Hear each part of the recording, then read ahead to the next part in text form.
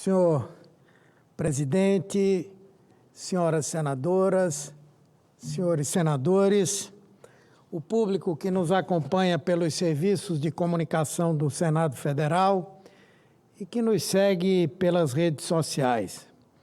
Naturalmente que no dia de hoje o meu discurso tratará da prisão preventiva determinada pelo Supremo Tribunal Federal em relação ao ex-presidente Jair Bolsonaro, mas não posso também deixar de fazer aqui uma manifestação sobre esse escândalo do Banco Master.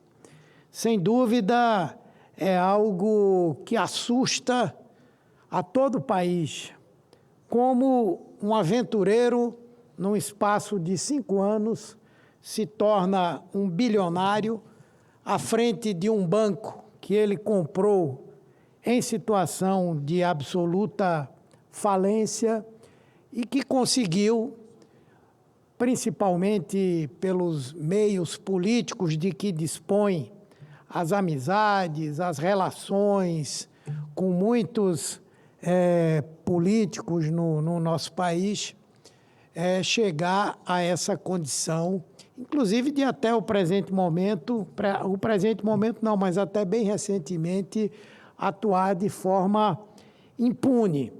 Mas é bom lembrar, aqui foi dito que algumas das vítimas da atuação do Banco Master são fundos de pensão de alguns estados. Por exemplo, o estado do Rio de Janeiro, quase R$1 bilhão aplicado no Banco Master. Quem é o governador do estado do Rio de Janeiro?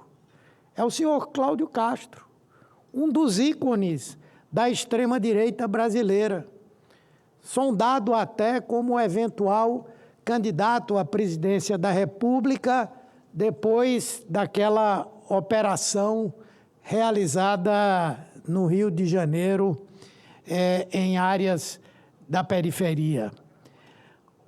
Depois, o Banco Regional de Brasília. Esse ainda foi pior, porque comprou papéis que não tinham nenhum valor, inteiramente falsificados.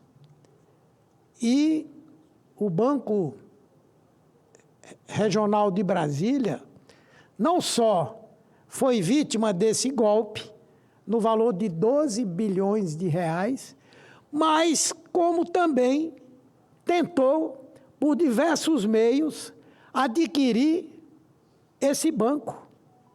Chegou a injetar recursos dentro do banco. E quem é o responsável pelo Banco Regional de Brasília? É o governador Ibanez Rocha, também um ícone da extrema-direita.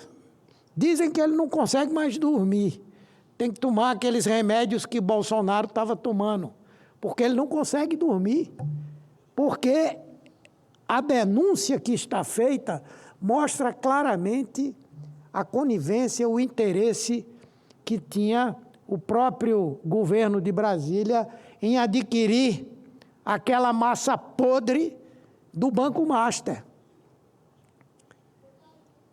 Portanto, é importante que se investigue mesmo. É fundamental que se investigue.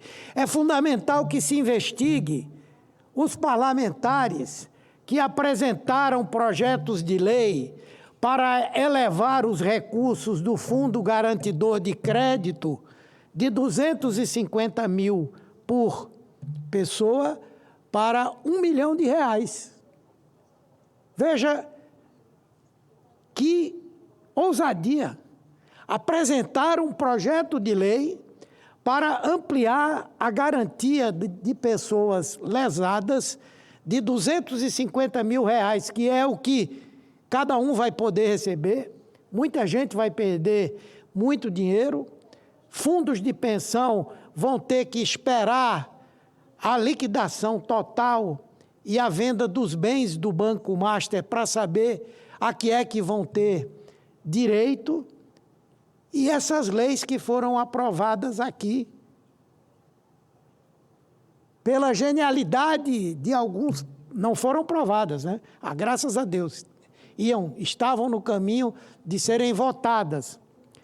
E a pressão que foi feita para obrigar o Banco Central a aceitar a venda do Banco Master ao BRB. Hoje os jornais falam de pressão incomensurável sobre o Banco Central. Chegaram a resgatar um projeto de lei que estava lá na Câmara para dar ao Congresso Nacional o direito de promover impeachment de membros do Banco Central. Qual era o objetivo disso? Era uma chantagem, era uma ameaça. Ou vocês aprovam essa compra que ia terminar de quebrar o governo de Brasília, ou então nós vamos tirar vocês do Banco Central. Por isso, é fundamental que se faça mesmo essa investigação. Cada um, não interessa de onde, tem que responder por relações que tinha ou por ações que beneficiaram o Banco Master. Mas, senhor presidente, eu quero, como eu disse, falar sobre a decisão do Supremo. Não é mais uma decisão monocrática do ministro Alexandre de Moraes, mas, por unanimidade, o Supremo manteve a prisão preventiva de Jair Bolsonaro. Obviamente que não é do meu feitio, nem eu vou aqui fazer chacota com a desgraça de quem quer que seja. Mas nós passamos por uma situação como essa quando o presidente Lula foi preso.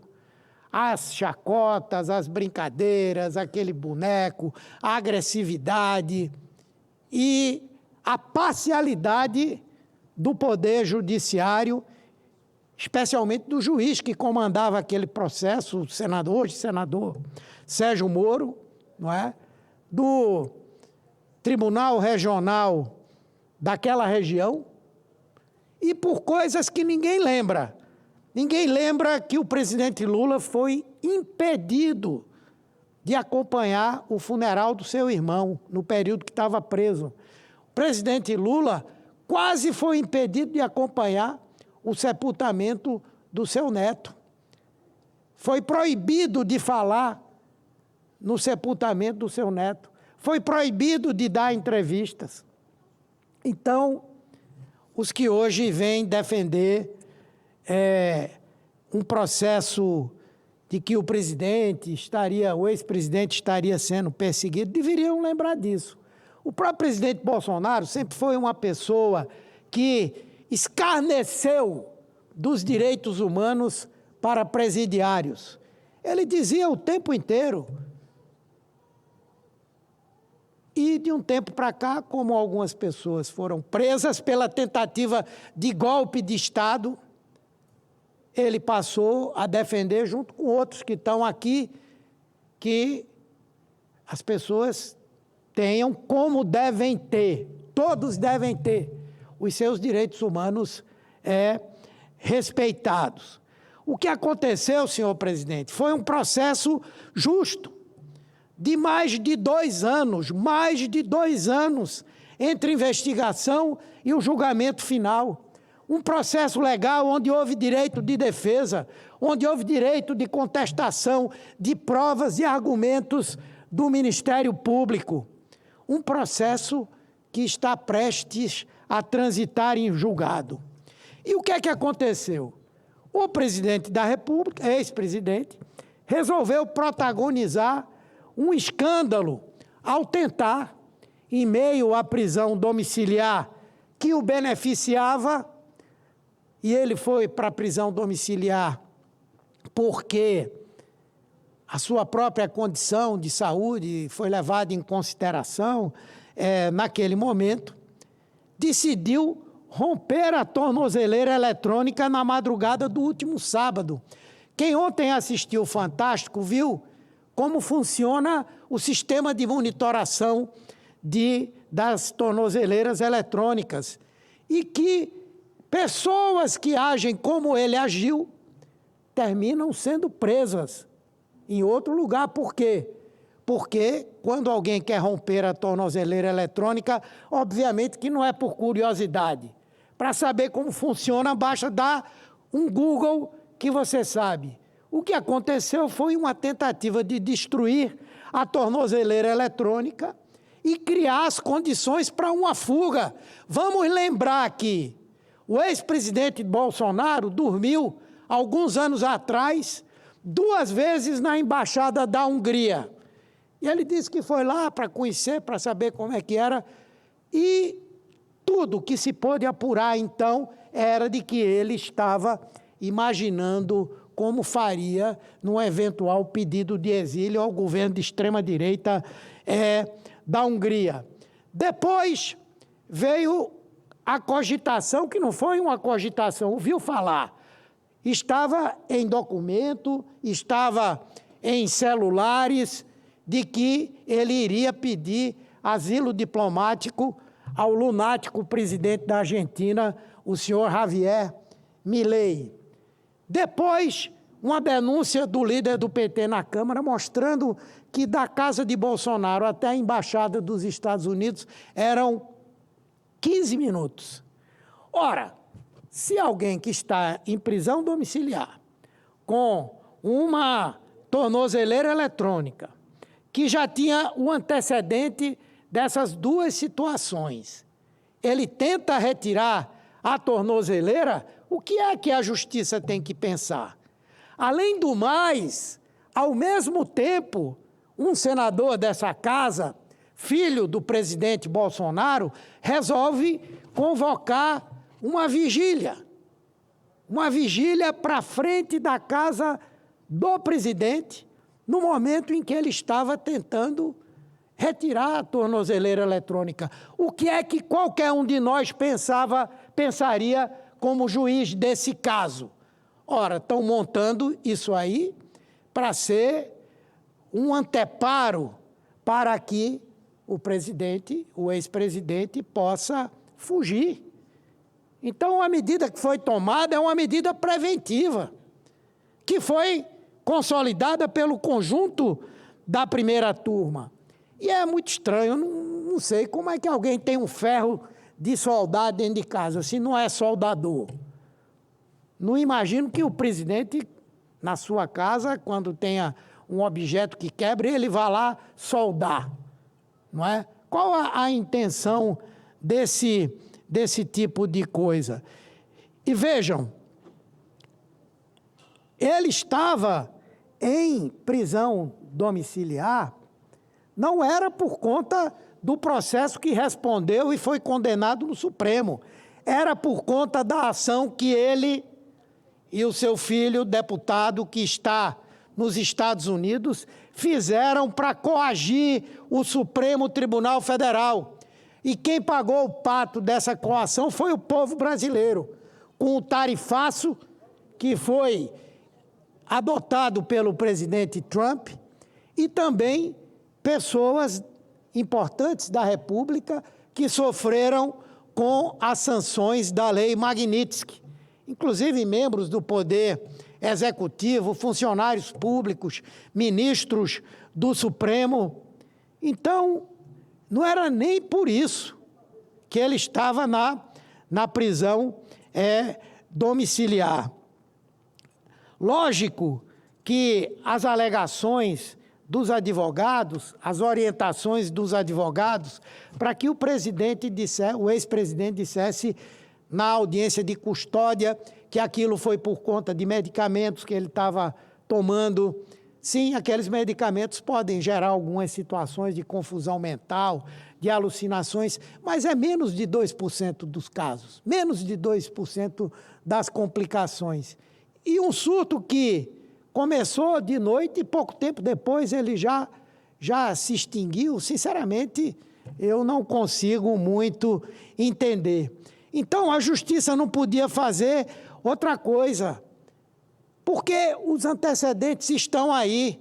O senhor Alexandre Ramagem, deputado federal, estava fazendo chacota com o povo brasileiro lá nos Estados Unidos, dizendo que estava sob a proteção do governo, fugiu do Brasil, ele não podia sair do Brasil, foi sem passaporte, saiu ilegalmente. Dizem que foi lá pelo Paraguai, de lá seguiu em frente com o apoio do governo americano. Então, o que é que o ministro Alexandre de Moraes poderia pensar? A senhora Carla Zambelli fugiu também. Agora está presa lá na Itália e deve ser deportada para o Brasil para cumprir pena aqui. Ou, por outro lado, se realmente é verdade que ele estava sob um surto, ele não estava sozinho em casa. Será que ninguém viu? Será que ninguém, naquele momento, não mandou buscar um psiquiatra para ver o que diabo era aquilo, se o remédio estava causando aquilo que é possível de causar? Será que o deixaram sozinho, sabendo que ele está vivendo um momento de extrema dificuldade? E nós reconhecemos isso. Mas o fato é que agora chegou o fim da linha. Não acredito que depois de tantos ataques violentos às medidas cautelares, será fácil o senhor Jair Bolsonaro garantir a prisão domiciliar. Acho difícil que a Justiça aceite. Acho que, se realmente for necessário, se houver laudos médicos comprovando essa necessidade, é possível, sim, e se deve aceitar. Mas, diante dessa ação reiterada, uma ação de alguém que pratica o crime de forma contumaz, como é que o Supremo vai poder tratar alguém que menospreza as próprias decisões do Poder Judiciário? Mas isso caberá ao próprio Supremo Tribunal Federal. Mas agora, o que tem que acontecer, o que já está acontecendo, é o regime fechado, é o cumprimento da pena. E essa semana, quando terminarem todos os recursos possíveis, que agora são protelatórios, porque não há mais condição de terem guarida dentro do Supremo Tribunal Federal, não é? O que resta é o cumprimento da pena. Na verdade, por que é o fim do mundo? O presidente Lula passou 560 dias preso na Polícia Federal em Curitiba. Em nenhum momento ficou se lamuriando, se lamentando. O que ele fez o tempo inteiro foi denunciar o lawfare, a injustiça, a perseguição, lutou até o fim, até que a sua inocência foi reconhecida e saiu da cadeia praticamente para se tornar presidente da República. O homem que dizia durante a pandemia, milhares de pessoas morrendo, em que ele dizia, vamos acabar com o mimimi. O que é isso agora?